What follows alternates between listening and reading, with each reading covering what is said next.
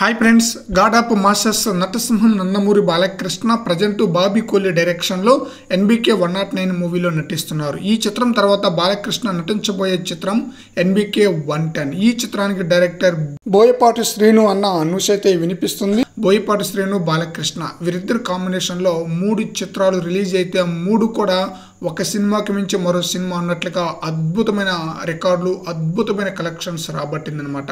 ఇప్పుడు BB4 NBK 110 మూవీగా రాబోతుంది. ఈ మూవీ యొక్క అప్డేటు దాదాపుగా ఈ నెలలో లేదంటే వచ్చే నెలలో వచ్చే అవకాశం అయితే ఉంటుంది. ఎన్నికల అడావుడి ఉంటుంది కాబట్టి ఒకవేళ రాకపోయినా కూడా మనం ఆశ్చర్యపోనవసరం లేదు. దాదాపుగా ఏప్రిల్ లేదంటే మే ఒక క్లారిటీ అయితే వచ్చేస్తుంది అనమాట. షూటింగ్ అప్డేట్ గురించి, మూవీ షెడ్యూల్స్ గురించి, ఎవరెవరు నటిస్తున్నారు అన్న వాటి గురించి కూడా. అయితే ఈ మూవీలో విలన్ గా టాలీవుడ్ లో హీరోగా నటించిన ఒక హీరో విలన్ గా నటించబోతున్నారన్న న్యూస్ అయితే వినిపిస్తుంది అనమాట.